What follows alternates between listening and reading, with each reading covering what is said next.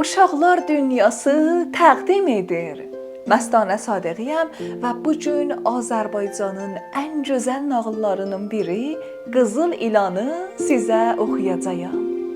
Biri var idi, biri də yox idi. Səfər adlı bir yoxsul kişi var idi. Səfər kişinin bir oğlu, bir arvadı var idi. Bir də var dövlətdən bir inəyi. Səfər kişinin peşəsi çöldə biyan çıxarmaq və onu satıb külfətini dolandırmaq idi.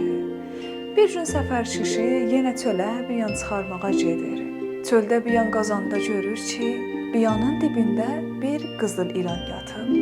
Qızıl ilan səfər kişini görüb ayılır və deyir: "Ay kişi, bu biyan qazıb satmaqla gündə nə qədər pul qazanırsan?"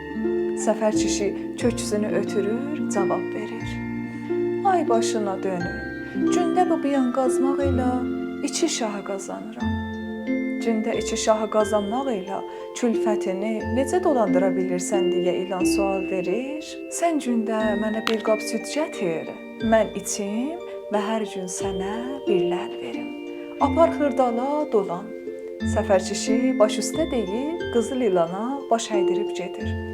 Sabahı gün bir qab süd gətirir, qoyur bir çolun dibinə. Qızıl ilan gəlir, südü içir və ağzından bir ləl qabın içinə salıb gedir. Səfər kişi ləli götürüb, sevinə-sevinə evinə gedir. Aparır bazarda bu ləli xırdalayır, evinə əyər əski alıb geri dönür. Beləliklə o hər gün ilana süd aparır, bir ləl alır və yaxşı dolanır. Bir gün səfər kişi 40 günlük səfərə getməli olur.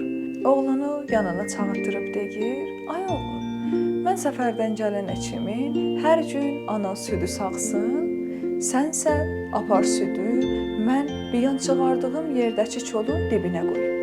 Bir qızıl ilan gəlib südü içəcək, qaba ləl salıb gedəcək.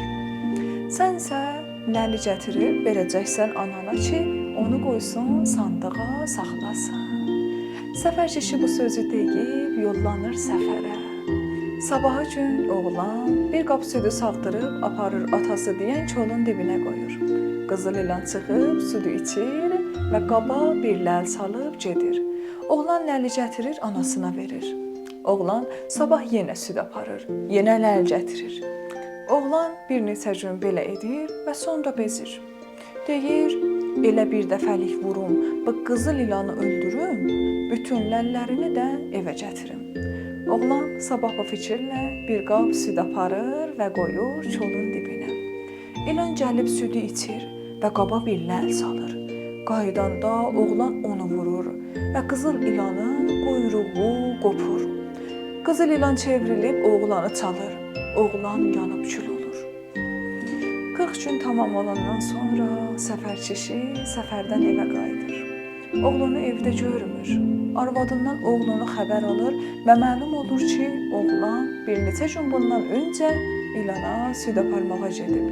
Amma yeri qarıtmayıb. Səfər kişi tez südü götürüb, gəlir südü kolun dibinə qoyur. Qızıl ilan yuvasından çıxır, südü içir və ləl salmır.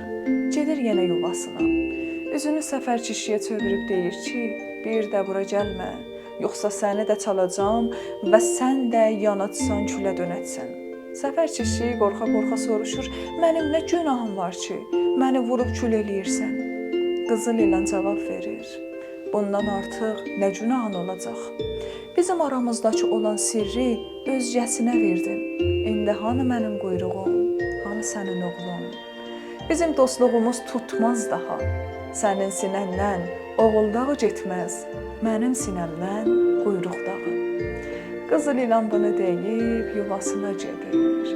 Yazıq yoxsul səfər kişi də kor peşman evinə qayıdır. Yenə biyan çıxardıb kasıblıqla dolanır. Ömür sürməyə, gün keçirməyə başlayır. Əziz balalar, yadda saxlayın ki, özgənin sirrini kimsəyə danışmaq olmaz.